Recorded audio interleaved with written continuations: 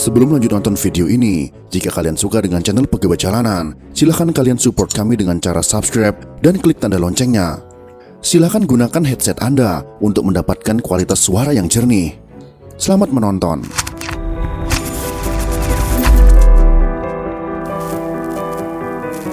Dalam menghadapi globalisasi yang sekarang kita akan melakukan liberalisasi daripada perdagangan bebas untuk negara-negara berkembang tahun 2020, berarti 25 tahun lagi.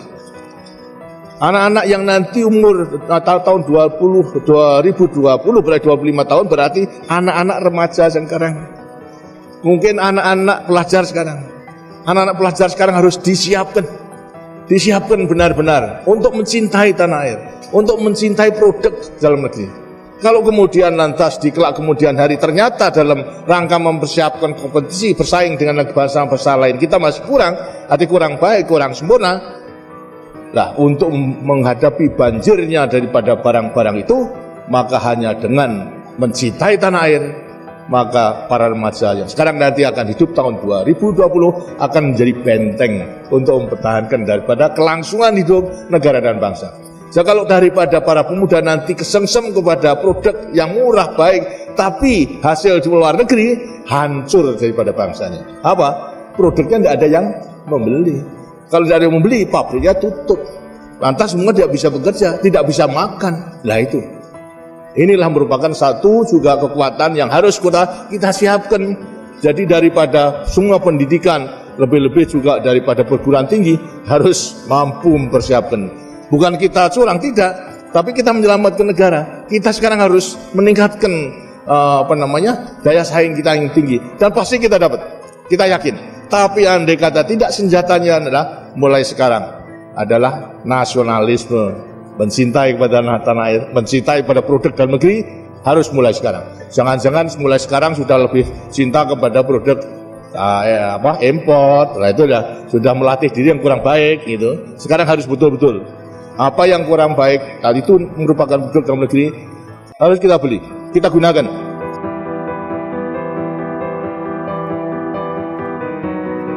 Dari awal Indonesia merdeka hingga saat ini, Indonesia telah memiliki 7 orang presiden. Mulai dari Presiden Soekarno sebagai presiden pertama dengan dijuluki Bapak Proklamator, Soeharto dengan julukan Bapak Pembangunan, B.J. Habibie dijuluki Bapak Teknologi, Abdurrahman Wahid atau Gus Dur dijuluki dengan Bapak Pluralisme, Megawati dijuluki Ibu Wong Cilik, sekaligus adalah presiden wanita pertama Indonesia. Susilo Bambang Yudhoyono dijuluki Bapak Pertahanan, dan Joko Widodo ada yang menyebutnya dengan julukan Bapak Infrastruktur. Dari presiden yang pernah menjabat di Indonesia dengan kelebihan masing-masing, presiden terbaik dari presiden-presiden hebat tersebut, versi Pegawai Jalanan adalah Presiden Soeharto sebagai Bapak Pembangunan.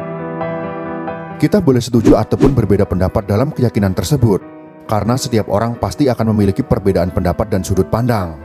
Janganlah dengan perbedaan pendapat tersebut membuat kita menjadi berseteru, karena dengan perbedaan dapat membuat kita menjadi bersatu. Berikut ini adalah alasan mengapa Soeharto menjadi presiden terbaik versi Pegawai Jalanan.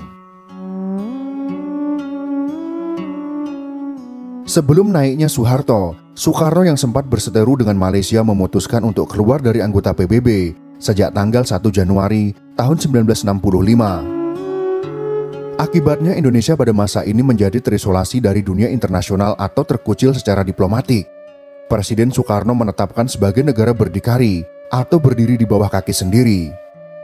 Berdikari menegaskan pendirian Indonesia untuk tidak bergabung pada negara lain. Namun berdikari terlalu berat untuk diwujudkan. Akibatnya harga bahan pangan naik dan nilai rupiah merosot. Biaya pemerintah untuk proyek politik mercusuar seperti Games of the New Emerging Forces atau GANEVO pada tahun 1963 dan Conference of the Emerging Forces atau CONEVO pada tahun 1965 membengkak. Besarnya defisit anggaran belanja pemerintah pada tahun 1961 sampai dengan 1965 meningkat dari 29,7% pada tahun 1961 menjadi 63,4% pada tahun 1965. Sejak tahun 1961, situasi moneter yang semakin parah ditandai dengan laju inflasi yang tinggi atau hiperinflasi. pendapatan per kapita Indonesia turun secara signifikan antara tahun 1962 sampai dengan 1963. Pada tahun 1965, tingkat peredaran uang naik hingga 161%, sementara inflasi mencapai 592%. Bantuan asing berhenti karena Soekarno menolak bantuan dana dari International Monetary Fund atau IMF. Investasi juga merosot tajam, dan Indonesia kehilangan media untuk memperjuangkan kepentingan di forum internasional. Soeharto ditetapkan sebagai pejabat presiden pada tanggal 12 Maret tahun 1967 setelah pertanggungjawaban Presiden Soekarno atau Nawaksara ditolak MPRS. Kemudian Soeharto menjadi presiden sesuai hasil sidang umum MPRS pada tanggal 27 Maret tahun 1968. Selain sebagai presiden, ia juga merangkap jabatan sebagai Menteri Pertahanan atau Keamanan. Pada tanggal 1 Juni tahun 1968, mulai dikenal istilah Orde Baru. Susunan kabinet yang diumumkan pada tanggal 10 Juni tahun 1968 diberi nama Kabinet Pembangunan, Rencana Pembangunan 5 tahun. Kabinet Pembangunan merupakan kombinasi antara tenaga-tenaga ahli dari lingkungan universitas dan ABRI. Tugas pokok dari kabinet ini adalah melakukan stabilitas politik, pemilihan umum, pengembalian ketertiban dan keamanan, penyempurnaan dan pembersihan aparatur negara, dan stabilitas ekonomi. Pembangunan ekonomi Indonesia selama pemerintahan Orde Baru Soeharto bisa dibagi dalam 3 periode. Setiap periode dikenali dengan kebijakan-kebijakan spesifiknya yang ditujukan untuk konteks ekonomi spesifik.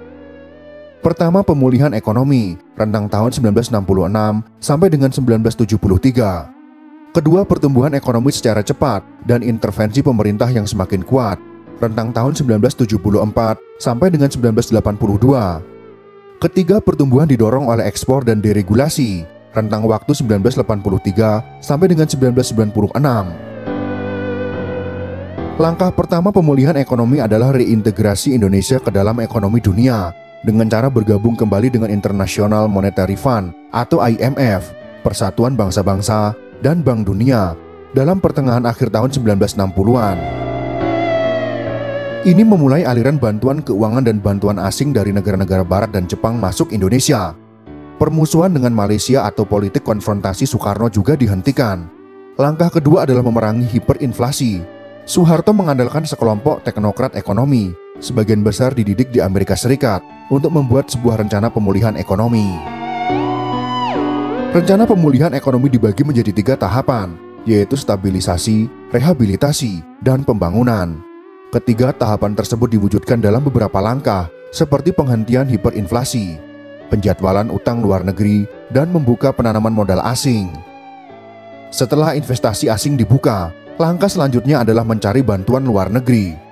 Namun karena beban neraca pembayaran utang luar negeri yang diwariskan dari Orde Lama membuat Indonesia sulit mendapatkan kreditur. Indonesia tidak mampu membayar cicilan ataupun bunga utang luar negeri. Bank Indonesia saat itu juga terang-terangan tidak mampu membayar letters of credit, serta terpaksa menunda pembayaran kredit perdagangan luar negeri. Dalam kondisi seperti ini, Indonesia tidak berkualifikasi cukup untuk mendapat bantuan kredit luar negeri. Solusinya kemudian Soeharto mengirimkan delegasi ke berbagai negara kreditor untuk membahas moratorium utang luar negeri.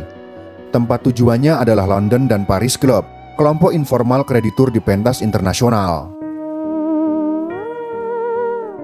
Setelah berdiskusi panjang lebar, akhirnya mereka menyetujui adanya moratorium bagi Indonesia. Forum juga sepakat membentuk Intergovernmental Group on Indonesia atau IGGI. Tujuan pembentukannya adalah untuk memberikan pinjaman ke Indonesia. Sejak IGGI dibentuk, Indonesia mendapat pinjaman sebesar 200 juta dolar Amerika Serikat.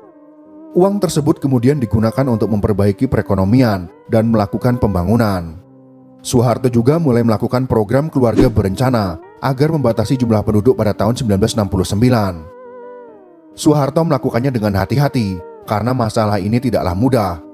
Semua dilakukan untuk mengendalikan angka kelahiran dan mengurangi angka kematian pada bayi dan anak, sehingga meningkatnya taraf kesejahteraan sebagai hasil kemajuan pembangunan dan pelayanan kesehatan. Moto yang sebelumnya banyak anak banyak rezeki, mulai berganti dengan moto keluarga kecil bahagia dengan cukup 2 anak saja.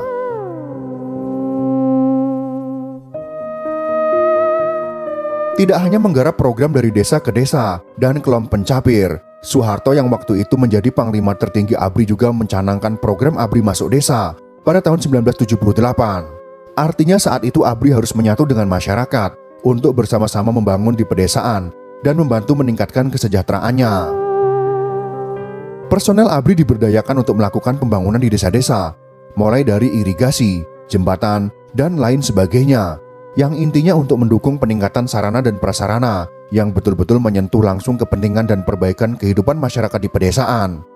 Program ini dirasakan penting untuk membuka isolasi daerah terpencil, meningkatkan roda perekonomian masyarakat di daerah yang dapat membuka akses yang lebih luas untuk pemasaran hasil bumi dan produk-produk yang ada di desa. Selain sasaran fisik, ada juga sasaran non-fisik yang diarahkan pada peningkatan wawasan dan semangat kebangsaan dalam kehidupan berbangsa dan bernegara, serta kesadaran bela negara yang mampu menggugah semangat persatuan dan kesatuan bangsa. Pada tahun 1984, Indonesia berhasil swasembada beras dengan angka produksi sebanyak 25,8 ton.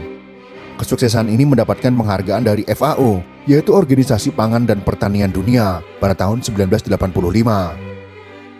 Indonesia juga masih bisa menyumbang 100.000 ton untuk korban kelaparan di sejumlah negara di Eropa.